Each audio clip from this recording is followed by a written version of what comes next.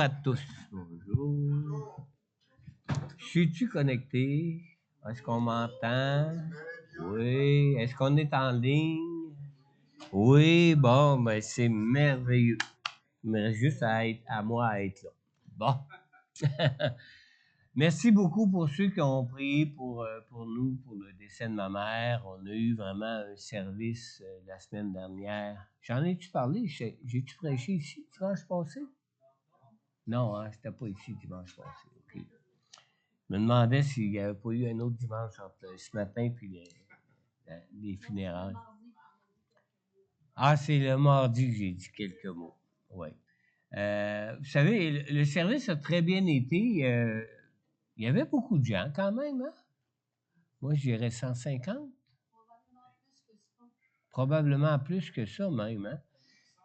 150 personnes ou même un peu plus au salon. Les salons, normalement, il y a toujours un peu moins de monde quand on les fait au salon. Je ne sais pas pourquoi. Peut-être que les salons sont trop petits. Il y a des salons qui sont grands, mais ceux que je connais qu'on peut faire un service après, souvent, ils ont des petites salles. Puis, ça a vraiment bien été. Il y a 10 personnes qui sont parties avec un évangile à la fin, parce que j'en avais emmené 50. Je priais pour qu'il en parte 50, mais il y en a parti quand même 10. Puis, ce que de particulier, c'est que la directrice du salon, celle qui était en charge du salon au moment où nous, on était là, elle-même, elle s'est pris un évangile à la fin. Puis, on sait qu'ils en entendent des sermons, hein? Ils en entendent des services funèbres au salon.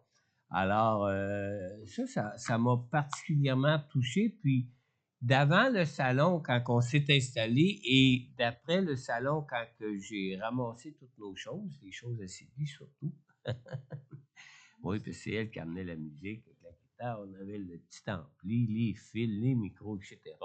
Le lutrin, on avait emmené un lutrin au cas, puis on a bien fait parce qu'ils sont mal équipés souvent dans les salons. Elle avait une toute autre attitude après le service qu'avant le service. C'était vraiment spécial. Et puis, j'ai une de mes sœurs qui a dit « Oh, wow, c'était vraiment super, hein? Il n'y a même pas personne qui est parti. »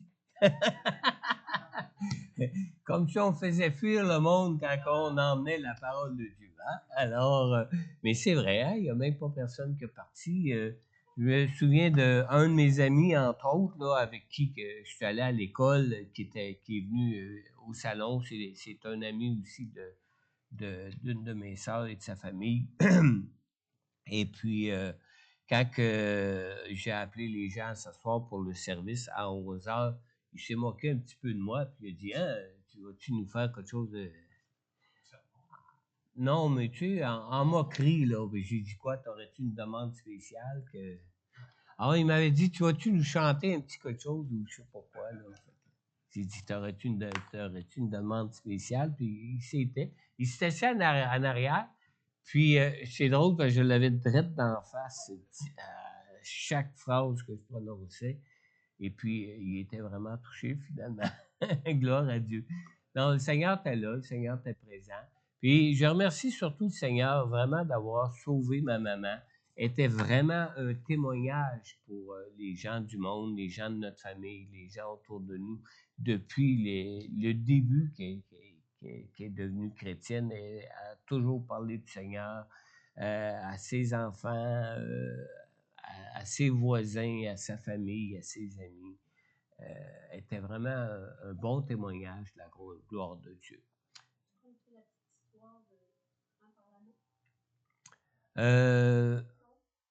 Non, ça va. Ça va. On aura une autre occasion plutôt pour la compter. Mais ce que je voudrais dire, c'est qu'on a chanté tantôt en finissant « Jamais je ne reviendrai à mon passé ». Je ne sais pas si ça vous met un point d'interrogation dans votre tête, mais pour moi, ça m'a vraiment touché ce matin en chantant. C'est pas la première fois qu'on chante ce chant-là. Jamais je ne reviendrai à mon passé. Puis la question qui m'est venue, c'est j'ai-tu vraiment un passé, moi? Est-ce que j'ai un passé d'avant, quand je connaissais pas Jésus, différent de celui de ce que maintenant je connais Jésus? Est-ce que j'ai un passé d'une ancienne vie ou pas? Vous voulez savoir si le Seigneur a fait un changement, une transformation dans votre vie? Essayez de vous rappeler, est-ce que j'ai un passé d'avant Jésus, moi? Et si vous avez un passé d'avant Jésus, c'est que Jésus a vraiment changé, transformé votre vie. Amen. Amen. On va tourner dans la parole de Dieu. On va lire Luc, chapitre 13, les versets 22 à 30. Est-ce que ça apparaît déjà? Non? OK. Vous allez peut-être être surpris du titre. Grâce et effort. On parle rarement des efforts de la foi. Mais dans la foi en Jésus, on a des efforts à faire. Dans Luc au chapitre 13,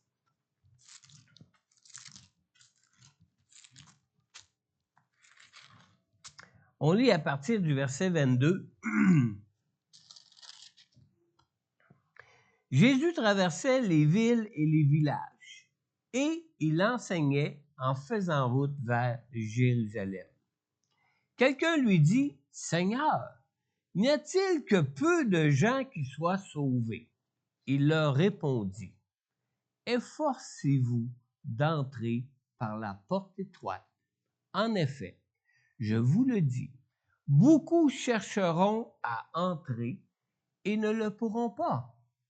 Quand le maître de la maison se sera levé et aura fermé la porte, vous qui êtes dehors, vous commencerez à frapper à la porte en disant, « Seigneur, Seigneur, ouvre-nous. » Il vous répondra, « Je ne sais pas d'où vous êtes. » Alors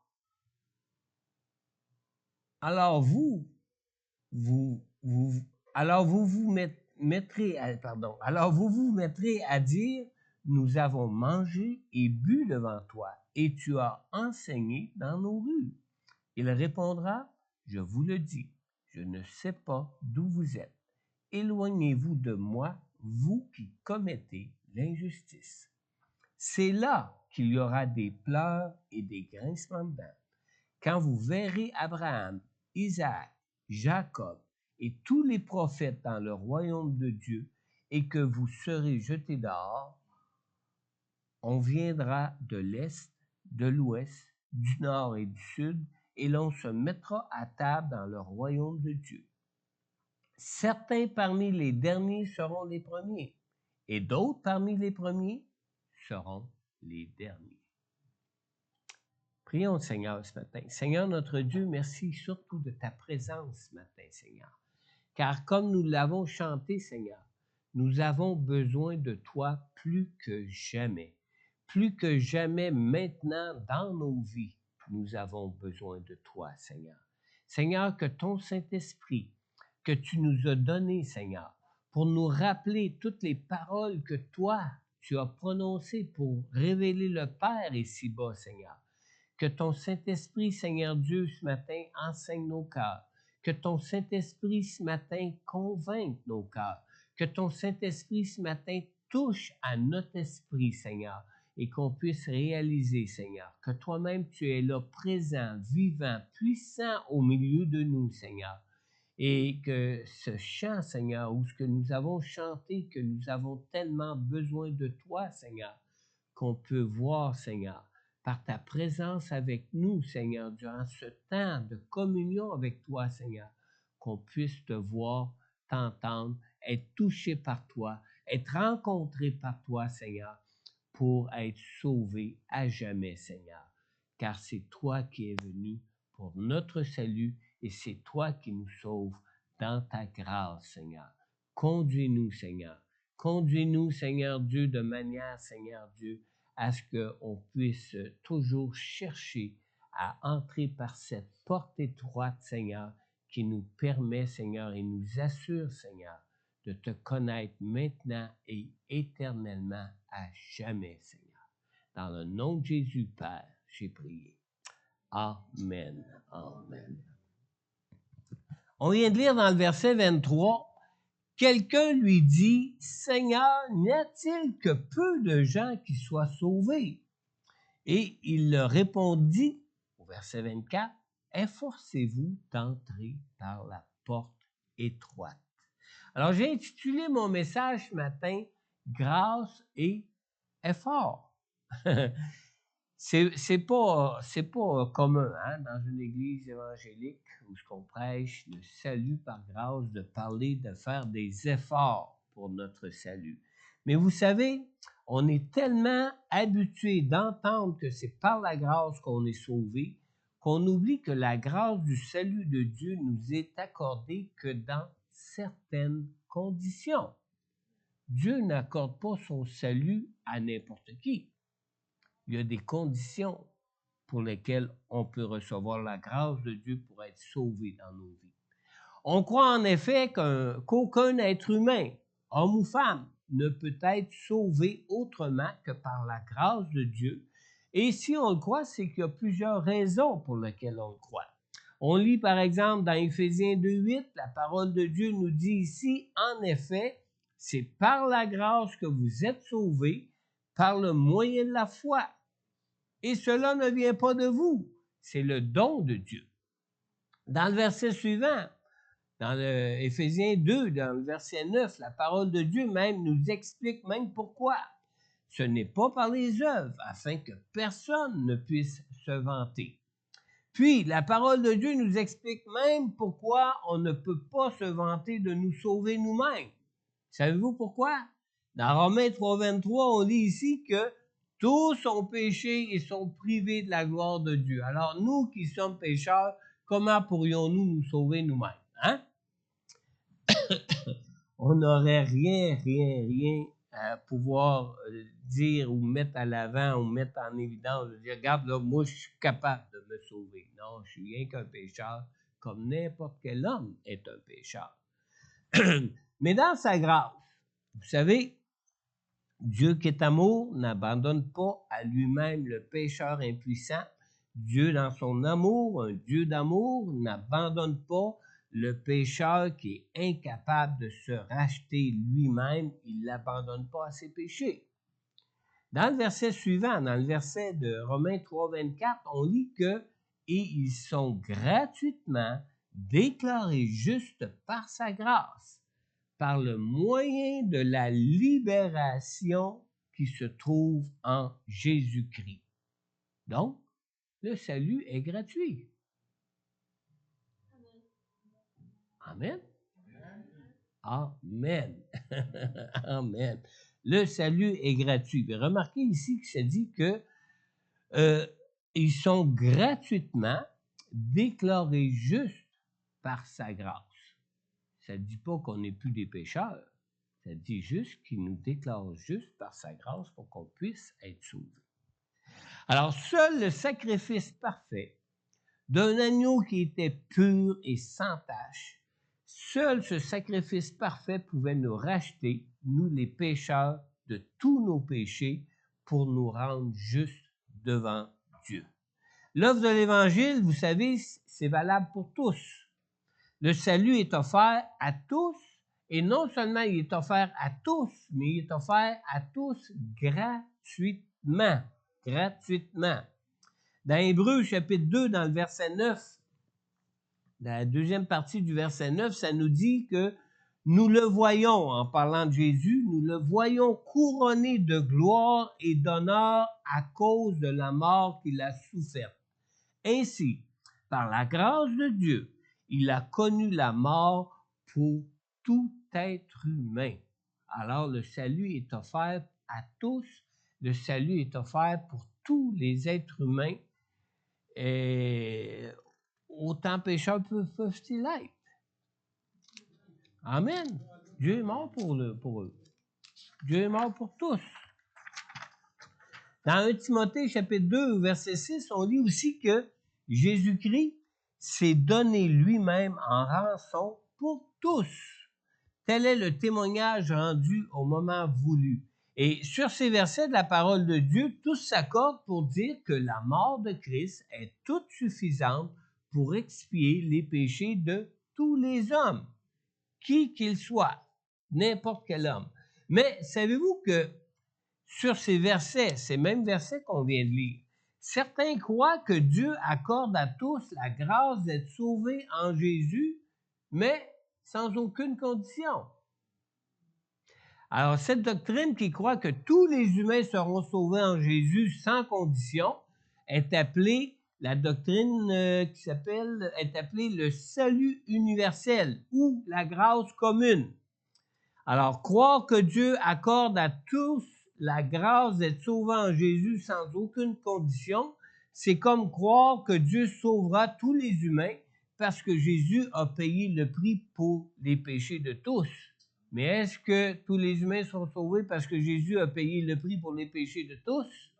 Non, absolument pas. Croire que tous les humains seront sauvés, c'est croire que même Hitler se retrouverait au ciel sans avoir reconnu être un pécheur. C'est vrai. Il faisait partie des humains comme tout le monde. Il était un pécheur comme tout le monde. Mais s'il pourrait aller au ciel parce que Jésus a payé le prix pour tous les pécheurs de la terre, de tous les temps, sans aucune condition, on se retrouverait au ciel avec Hitler. Il s'est peut-être repenti, on ne sait pas. Espérons, espérons. Mais s'il ne s'est pas repenti, ben, c'est trop tard pour lui. Hein? Vous savez que la parole de Dieu nous dit qu'il est donné à l'homme de mourir une seule fois, après quoi vient le jugement. Alors, c'est du temps qu'on est vivant qu'on peut vraiment se repentir pour accepter et reconnaître qu'on est pécheur pour être sauvé par la grâce de Dieu que Jésus a accompli à la croix pour nous. Alors, se retrouver au ciel avec des gens qui appellent le bien mal et qui appelleraient le mal bien serait de faire du ciel même un enfer, comme on le voit déjà sur la terre présentement. Vrai? Vous avez déjà entendu ça dans vos vies? Ah, c'est l'enfer. Mais on n'est pas encore en enfer, là. Hein? Ça va être bien pire que ça. Mais imaginez si tous les hommes seraient sauvés sans aucune condition, qui pourraient recevoir la grâce de Dieu sans aucune condition dans leur vie, du fait seul que Jésus a payé le prix pour l'expiation de tous les péchés du monde, ben, on se retrouvait comme l'enfer au ciel. Comment ceux qui sont pécheurs et qui n'ont jamais pu reconnaître qu'ils sont pécheurs pourraient-ils reconnaître qu'ils sont pécheurs au ciel? Pas plus. N'est-ce pas? La grâce du salut en Jésus est effectivement offerte à tous. Elle est même offerte au pire des pécheurs. Mais pour bénéficier de cette grâce de Dieu en Jésus, on comprend que certaines conditions soient exigées par Dieu. Dieu qui est saint, Dieu qui est juste, ne peut accorder la grâce de son salut en Jésus qu'à ceux qui remplissent deux conditions spécifiques.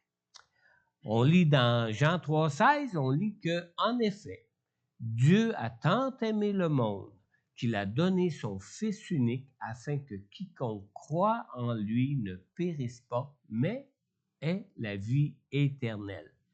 Juste dans ce verset-là, dans ce verset que tous ceux qui disent être sauvés par la grâce de Dieu en Jésus connaissent, nous trouvons la première condition. C'est quoi la première condition que nous trouvons ici? Nous lisons dans ce verset que cette condition essentielle est de croire en lui, croire en Jésus. Alors, croire en Jésus. Maintenant, croire en Jésus pour notre vie, ça implique un élément moral de confiance personnelle envers Jésus. Il faut vraiment avoir une confiance personnelle envers Jésus pour croire en lui, pour le salut de notre âme, pour notre vie.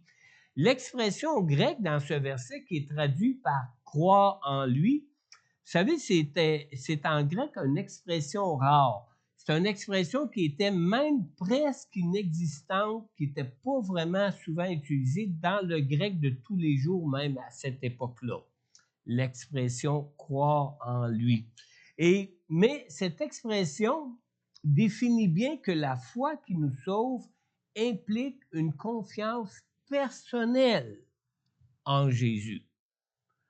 Vous savez qu'il y en a qui croient en Dieu, mais qui disent qu'ils ne veulent rien savoir de Jésus. Hein?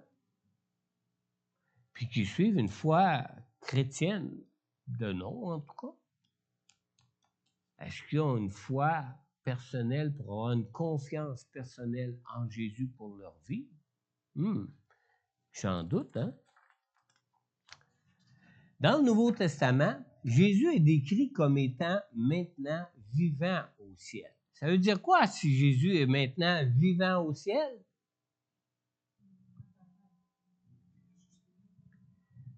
Ça veut dire qu'il est ressuscité. S'il est ressuscité, c'est qu'il est bien vivant. Et s'il est bien vivant, c'est qu'il peut bien agir n'importe quand pour nous dans nos vies.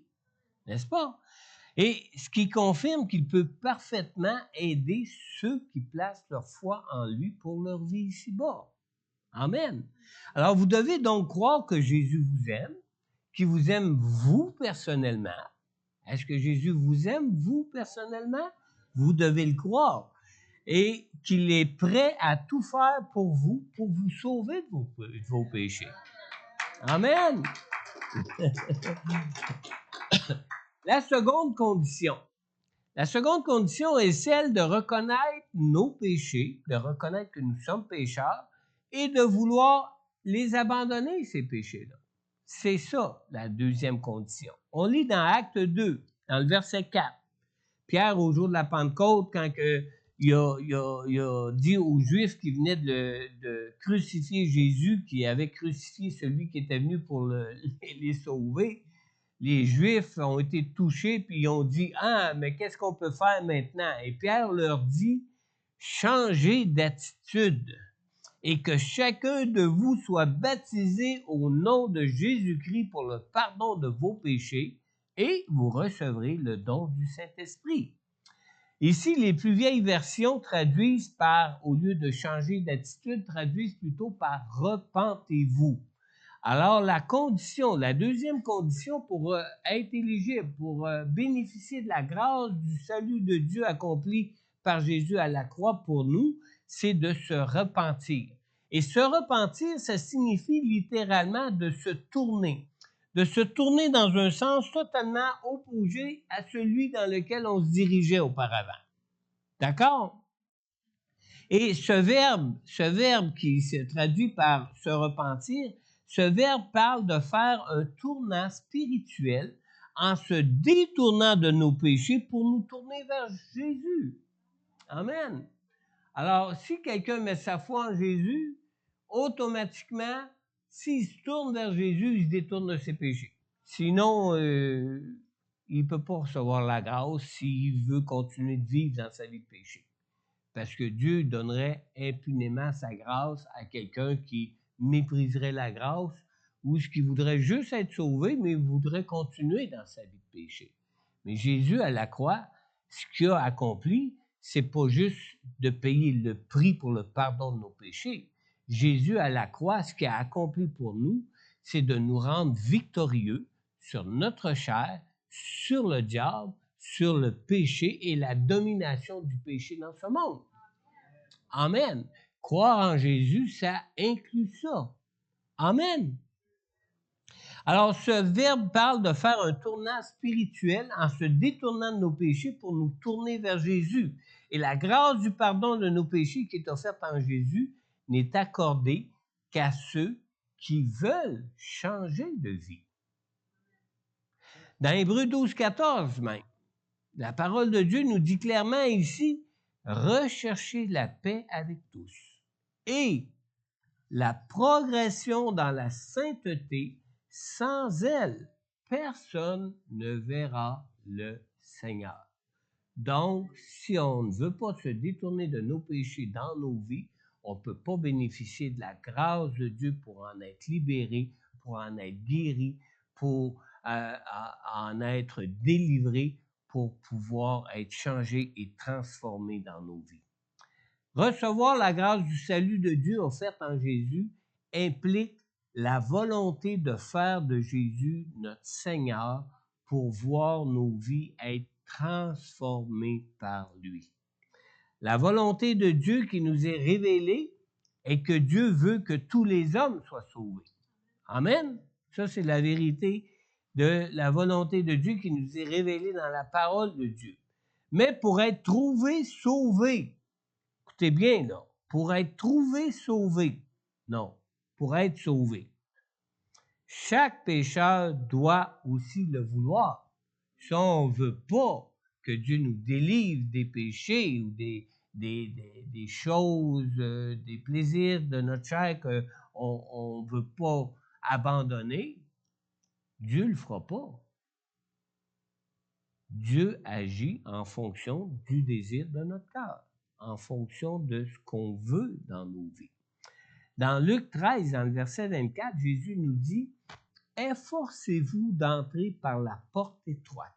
En effet, je vous le dis, beaucoup chercheront à entrer et ne le pourront pas. » Vous savez, un pécheur repentant qui croit en Jésus et qui veut abandonner ses péchés n'hésite pas à faire les efforts nécessaires pour être libéré de ses esclavages dans sa vie.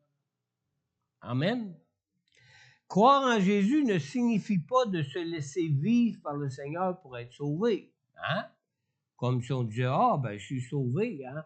Mangeons et buvons, demain nous mourrons. Mangeons et buvons, plus le péché abonde, plus la grâce abonde, etc. Non. La grâce abonde pour ceux qui veulent être libérés du péché, pas pour ceux qui veulent demeurer dans leur péché. Alors, croire en Jésus ne signifie pas de se laisser vivre par le Seigneur pour être sauvé en comptant dépendre de sa grâce, alors qu'on ne bénéficie pas de sa grâce, mais qu'on bénéficierait juste de ses excuses, d'excuser notre péché.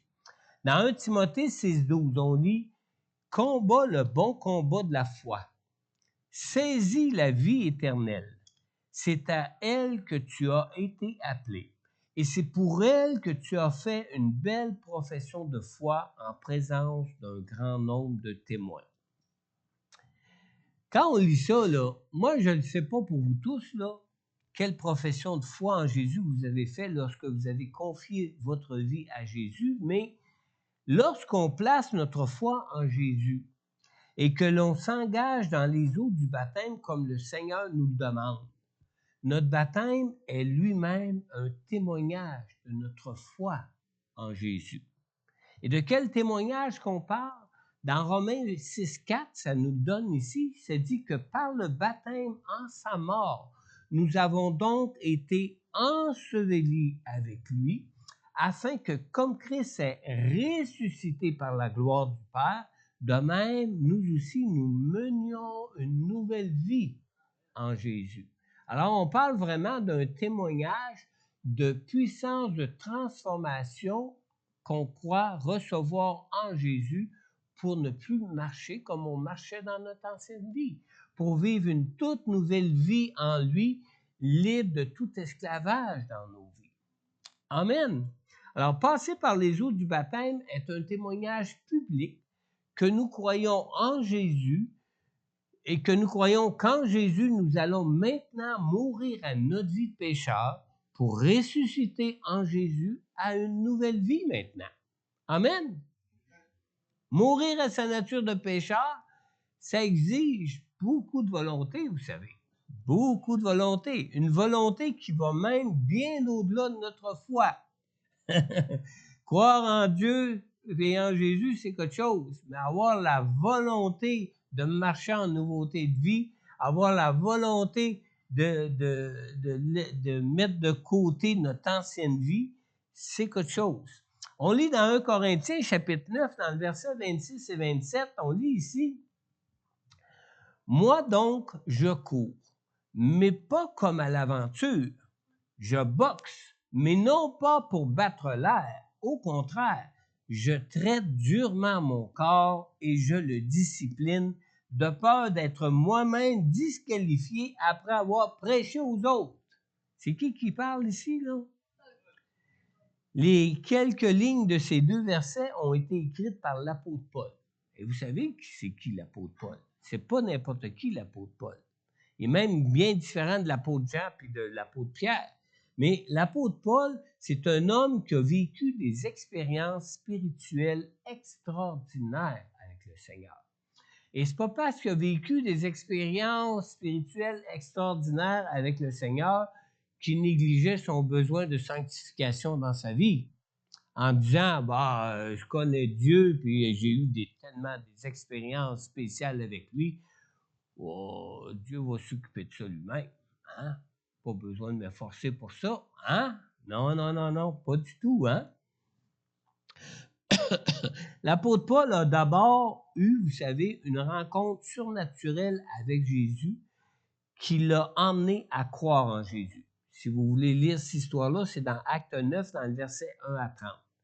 Puis, l'apôtre Paul a même, par la suite, été transporté en présence de Dieu où il a reçu des révélations extraordinaires du Seigneur. Il dit même dans le passage qu'il raconte dans 2 Corinthiens 12, dans le verset 1 à 6, il dit même qu'il ne sait pas si c'était en son corps ou hors de son corps, mais en tout cas, c'était spécial. Vous pourrez le lire pour voir vous-même. Mais vous savez, lorsqu'on a des expériences de vie pentecôtistes comme celle de l'apôtre Paul, y a-t-il des pentecôtistes ici? J'espère que oui, on est dans une église pentecôtiste. Mais lorsqu'on a des expériences de vie pentecôtistes comme celle de l'apôtre Paul, pour mourir en nous-mêmes, on peut avoir tendance à se laisser porter par le Seigneur. Tu dis, bah, écoute, moi je crois en Dieu, puis Dieu m'utilise, puis c'est à Dieu de voir avec ça, là, de me débarrasser de ça. Ah ouais, sont où tes efforts? Sont où tes efforts? Mais retenez bien ce que le Seigneur m'a montré ici. Vous savez, Dieu est tout-puissant pour nous délivrer de nos péchés. Et Dieu est tout-puissant pour nous rendre libres de tout esclavage dans nos vies. Vrai? Amen. Amen. Mais autant Dieu est tout-puissant, autant Dieu est impuissant à nous libérer si ce n'est pas notre désir de l'être. Dieu nous a créés avec la capacité de choisir et Dieu respectera toujours nos choix pour nos vies. C'est la même chose pour ceux qui refusent de croire en Dieu. Dieu les respecte. Mais il nous a donné la capacité de choisir, mais avec la capacité de choisir va venir aussi la responsabilité de notre choix. Et ça, on va devoir y répondre un jour. Amen. Maintenant, dans le psaume 37, dans le verset 4, on lit « Fais de l'Éternel tes délices, et il te donnera ce que ton cœur désire. » Ah, il y a deux choses à faire attention ici. Premièrement, quand on lit « Fais de l'Éternel tes délices, et il te donnera ce que ton cœur désire », premièrement, est-ce que ce qui fait nos délices est conforme à la personne et à la nature sainte de Dieu? Hein? Deuxième chose, si mes délices vont à l'encontre du plan du salut de Dieu pour ma vie, Dieu ne pourra jamais répondre aux désirs de ton cœur. Vrai? Amen. Alors, marcher en nouveauté de vie pour nos vies n'implique pas la volonté de Dieu, mais implique plutôt notre propre volonté. La volonté de Dieu est claire, c'est que nous marchions en sanctification, en progression en sainteté dans nos vies jusqu'au jour de la vie éternelle, sans lesquelles nous ne pourrons pas voir le Seigneur. La volonté de Dieu est claire, mais ça ne dépend pas de cette volonté-là si nous marchons dans la sanctification dans nos vies ou pas. Ça dépend de notre volonté à nous de marcher dans la progression en sanctification, comme on l'a lu tantôt dans Hébreux. On lit alors, marcher en nouveauté de vie pour nos vies n'implique pas la volonté de Dieu, mais notre propre volonté. On lit dans Romains 12, dans le verset 2, « Ne vous conformez pas au monde actuel, mais soyez transformés par le renouvellement de l'intelligence afin de discerner quelle est la volonté de Dieu, ce qui est agréable, bon et parfait. » Alors, Dieu ne nous forcera jamais à vivre nos vies selon sa volonté. Il nous demande à nous de nous conformer pour qu'on puisse discerner sa volonté. Et par la suite, mettre notre volonté en accord à sa volonté, et ça dépend de nous. Donc, Dieu ne nous force jamais à vivre selon nos vies, à vivre nos vies selon sa volonté. Où serait même la gloire de Dieu si ce n'est pas nous qui choisirions volontairement de lui confier nos vies? Hein? Il n'y aurait aucune gloire qui pourrait lui revenir s'il nous manipulerait comme des marionnettes. Hein? On dirait, quelle est cette gloire que ces hommes t'aient choisi? Seigneur, c'est toi qui les a mis ce choix en eux. Ça ne vient pas d'eux. Mais quand on dit que c'est des pécheurs qui choisissent Dieu pour leur vie, wow! Dieu peut en recevoir toute la gloire, hein, d'avoir été choisi par des pécheurs pour changer de vie. Amen. Vouloir être dans la volonté de Dieu pour nos vies implique pleinement l'engagement de notre propre volonté pour Dieu. Dans Romains 12:1, juste le verset avant, ça nous dit « Je vous encourage donc, frères et sœurs, par les compassions de Dieu, à offrir, on pourrait même dire à offrir volontairement votre corps comme un sacrifice vivant, saint, agréable à Dieu, et ce sera de votre part un culte raisonnable. C'est bien normal. Écoute, tu crois en Dieu, ta foi est en Dieu, t'espères en Dieu, Jésus a tout vaincu pour toi pour que tu sois délivré, libéré de l'esclavage, du péché dans ta vie. C'est juste normal que tu veuilles offrir ton corps comme un sacrifice vivant pour que Dieu te change et te transforme. Amen.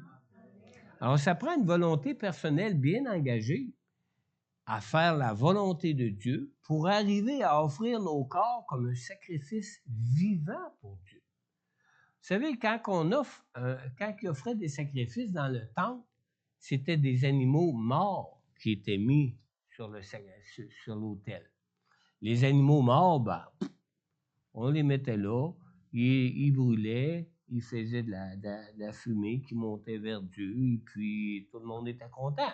On ne les entendait pas crier, on ne les entendait pas avoir peur ou quoi que ce soit, ils étaient morts. Mais quand on dit d'offrir à Dieu notre corps comme un sacrifice vivant, c'est vivant, là. Hein? Pincez-vous, ouais. Faites-vous pincer par le voisin, ouais. On réagit, hein? On réagit, pourquoi? Parce que notre corps est vivant. Et en ce qui concerne d'offrir notre corps en sacrifice vivant pour Dieu, ça peut être souffrant dans certaines situations.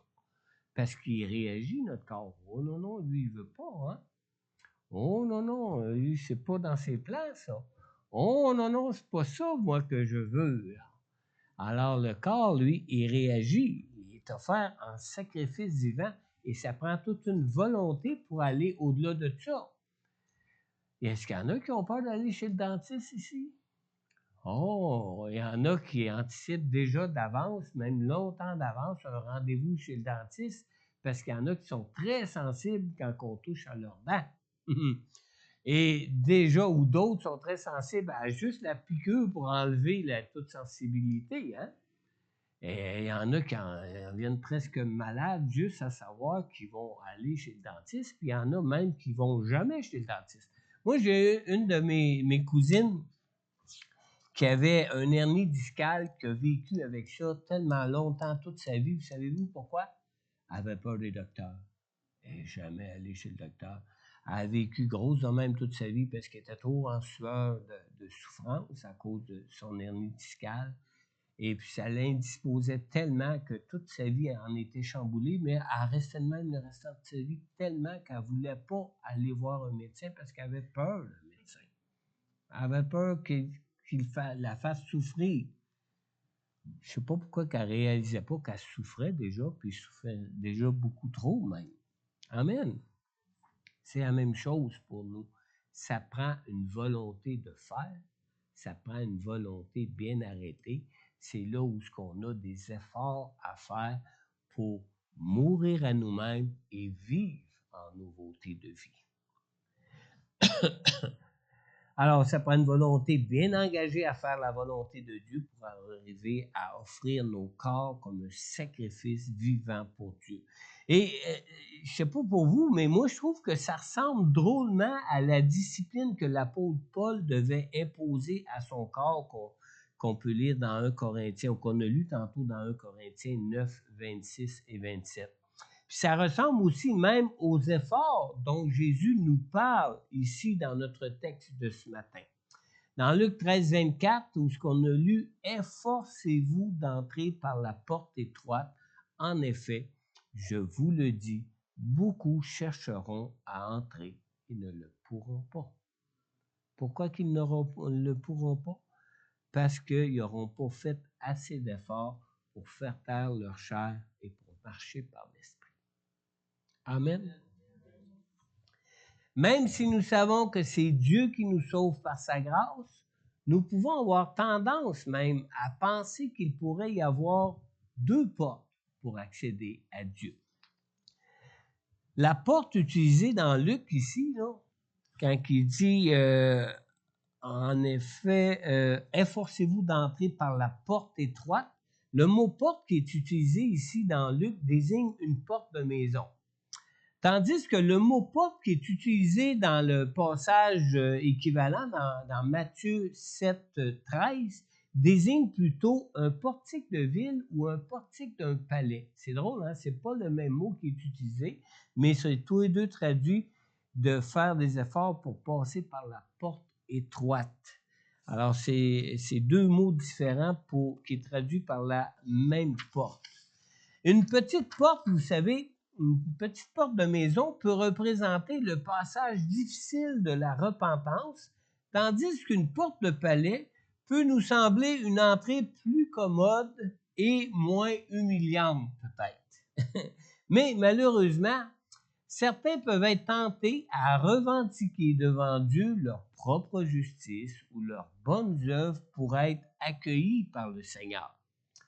Maintenant, dans Luc 13, 26, on lit « Alors vous vous mettrez à dire, nous avons mangé et bu devant toi, et tu as enseigné dans nos rues. » Mais vous savez, c'est pas parce que nous avons pu boire en présence de Dieu ou manger en présence de Dieu ou recevoir un enseignement de Dieu dans nos rues qu'on peut être sauvé pour autant. Non, non, pas du tout. Il y a toujours la condition de croire en Jésus. Il y a toujours la condition de reconnaître qu'on est un pécheur. Toujours la condition de vouloir être libéré de notre péché. Amen. Et vous savez, quand on lit de nous efforcer de passer par la porte étroite, les efforts qui sont exigés pour entrer par la porte étroite, ici, le mot « vous efforcer » signifie littéralement, vous allez être surpris, moi j'ai été le premier à être surpris, ça signifie littéralement « agoniser ». Ça ressemble à quelque chose, ça, agoniser? Ça vous fait-tu penser à quelque chose, ça, agoniser? Mourir, mais mourir à soi-même, hein? Offrir notre corps comme un sacrifice vivant, mourir à notre ancienne vie pour vivre en nouveauté de vie. Alors, c'est le mot agoniser ici qui est utilisé, qui est traduit par nous efforcer d'entrer par la porte étroite. Et ces efforts démontrent clairement notre besoin de mourir à nous-mêmes et de nous laisser être transformés par le Seigneur pour y rentrer. Ça demande une transformation. Mais ce mot qui signifie agoniser est mis en contraste avec le verbe du verset 24 qui suit le verbe chercher. Quand on lit que plusieurs chercheront à y entrer, mais qui n'y arriveront pas, le verbe chercher, lui, nous parle juste d'un simple désir. Un désir semblable au désir que toute personne éprouve au fond d'elle-même d'aller au ciel un jour. Hein? Qui ne voudrait pas aller au ciel? Nous, quand on fait la FCC, qu'on raconte l'histoire des 5 couleurs, On commence en présentant le ciel. Le ciel, cet endroit merveilleux, parfait, où il n'y aura plus ni maladie, ni souffrance, où ce que tout le monde veut se retrouver un jour. Hein? Tout le monde veut se retrouver un jour. Mais pour aller au ciel, il faut se décharger du péché dans nos vies. N'est-ce pas?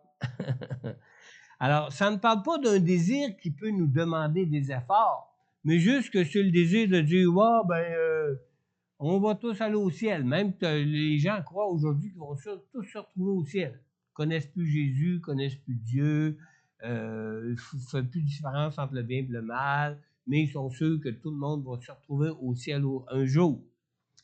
C'est pas tout à fait ce que la parole de Dieu nous dit, ou nous révèle en tout cas. Alors, ça ne parle pas d'un désir qui peut nous demander des efforts, mais ça parle d'un désir à ce qu'on se souhaite tous comme en début d'année. Hein? La santé, du bonheur, de l'argent, puis le ciel à la fin de tes jours. Bonne année! Non, mais c'est vrai. Combien souhaitent des vœux dans ce sens-là d'une année à l'autre? Hein? Mais un bon désir demeure toujours, malheureusement, qu'un bon désir. Puis un bon désir, ça reste juste un désir. Ça n'a pas encore engagé de volonté. Ça n'a pas encore engagé de foi. C'est juste un désir, et un désir qui reste impuissant à nous permettre de pouvoir y entrer. Amen. Pour finir, Luc 13:30, Jésus nous dit, « Certains parmi les derniers seront les premiers, et d'autres parmi les premiers seront les derniers. » Hey, on peut tous se regarder un matin, qui va être premier, qui va être dernier. On peut se croire en sécurité pour nos vies à cause des regards des autres sur nous. Mais c'est quoi qui compte? C'est le regard de Dieu qui compte. Lui connaît tous les cœurs et lui connaît ceux qui lui appartiennent. N'est-ce pas? Selon le contexte ici, c'est vraiment en raison du contexte qu'on a cette interprétation-là ici. Les premiers sont ceux qui, à cause de certains avantages dans leur vie, sont tenus en haute estime au sein du monde et parfois même au sein de l'Église. Et les derniers sont ceux qui restent des inconnus et qui sont considérés comme étant sans importance, que ce soit aux yeux du monde ou aux yeux de l'Église. Mais dans le royaume à venir, Jésus dit, nombreux seront ceux qui, nombreux, parle de que nombreux ceux qui voudront y entrer et qui ne seront pas. Pardon. Alors, dans le royaume à venir, nombreux seront ceux qui étaient considérés au sein de l'Église et qui se verront attribuer des positions inférieures. Et nombreux seront ceux qui étaient considérés au sein de l'Église et qui n'étaient nullement considérés. Et nombreux seront ceux qui étaient nullement considérés au sein de l'Église qui se verront confier des positions élevées. C'est Dieu qui sait les cas. Et c'est Dieu qui connaît les cas. Et c'est Dieu qui va juger les cas. C'est pas un homme, c'est pas même les anges, c'est Dieu et Dieu connaît ceux qui lui appartiennent. N'est-ce pas? Alors Dieu évalue les gens non pas selon leur accomplissement, mais par leur amour et par la pureté de leur cœur. Ainsi, beaucoup des premiers seront les derniers et beaucoup des derniers seront les premiers. Amen. Alors ce matin, puisque nous parlons d'aimer ce qui est juste et d'avoir un cœur pur pour Dieu, as-tu déjà placé ta foi en Jésus pour être sauvé dans ta vie ici-bas et pour la vie éternelle à venir? Dans Jean 3,16, comme on l'a lu un peu plus tôt, on lit en effet, Dieu a tant aimé le monde qu'il a donné son Fils unique afin que quiconque croit en lui ne périsse pas, mais ait la vie éternelle. Alors, si tu aimerais maintenant placer ta foi en Jésus pour ta délivrance dans ta vie maintenant et pour la vie éternelle à venir, adresse-lui toi-même cette prière dans ton cœur. Simplement répéter cette prière de ton cœur dans ton cœur sincèrement à Dieu. Père céleste, je viens devant toi ce matin en reconnaissant mon besoin de Jésus pour mon pardon et pour la restauration de ma vie et la transformation de mon cœur, Seigneur. Humblement, Père, je te demande maintenant de me pardonner pour tous mes péchés. Seigneur Jésus, je crois que tu as souffert et je crois que tu as porté tous mes péchés à la croix pour moi, pour mon pardon, pour ma guérison et ma délivrance. Alors je te prie donc, Seigneur, de venir maintenant répandre ton amour dans mon cœur et me faire la grâce de ta présence par ton Saint-Esprit pour ma vie. Alors, si tu écoutes présentement ce message en ligne, puis que tu as adressé cette prière à Dieu pour recevoir Jésus dans ton cœur pour la toute première fois de ta vie ce matin, n'hésite pas à prendre contact avec moi. En retour, je pourrai aussi prier pour toi, pour que tu connaisses le plan de bénédiction que Dieu veut pour toi. Aussi, peut-être que tu es de ceux qui ont déjà fait cette prière auparavant dans leur vie, mais que ce matin, différemment, tu aimerais faire de l'Éternel tes délices afin qu'il te donne ce que ton cœur désire. Adresse-toi à Jésus maintenant. Confesse-lui ton désir, que tes délices soient changées pour être comme ce qui fait les délices de Dieu pour ta vie, afin de marcher pleinement dans le salut et de marcher pleinement dans toutes les grâces que Dieu a et que Dieu veut pour ta vie. Amen. Amen. Je vais inviter la grosse équipe de louanges de ce matin. Grande équipe de louanges. Ça vide quasiment notre salle. Qui s'avance en avant. Pour nous conduire dans un dernier chant de louange et d'adoration.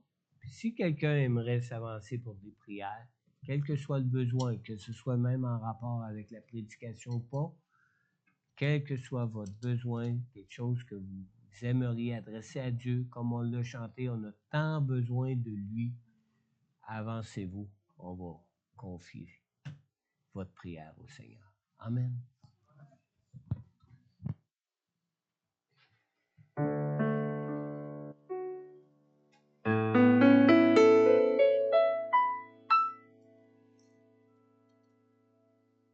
Il est notre Père.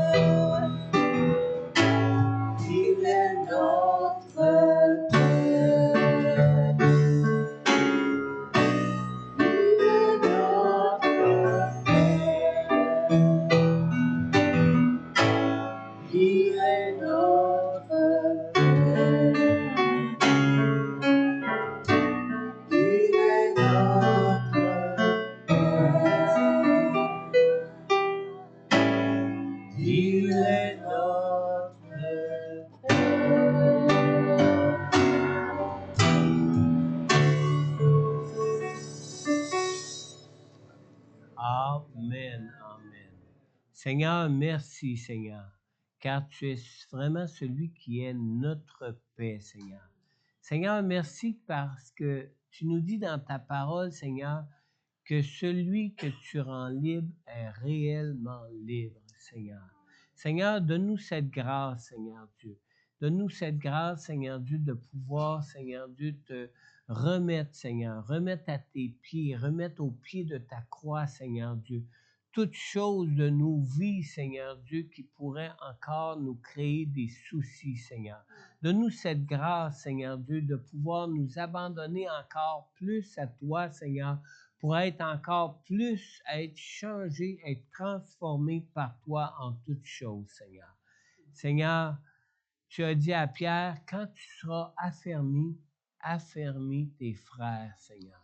Seigneur, donne-nous cette grâce de nous encourager les uns les autres, Seigneur Dieu, à faire tout effort voulu, Seigneur Dieu, pour que nous puissions, Seigneur, marcher dans ta volonté et marcher avec une volonté ferme, Seigneur, dans ta volonté en toutes choses pour nos vies, Seigneur. Dans le nom de Jésus, Père, on te demande ta grâce, même pour ces choses, Seigneur, dans les moindres détails de nos vies, Seigneur. Amen. Amen. Alléluia. Amen. Bon dimanche. Que Dieu vous bénisse et que vous soyez comblés de toutes ces grâces pour vous. Amen.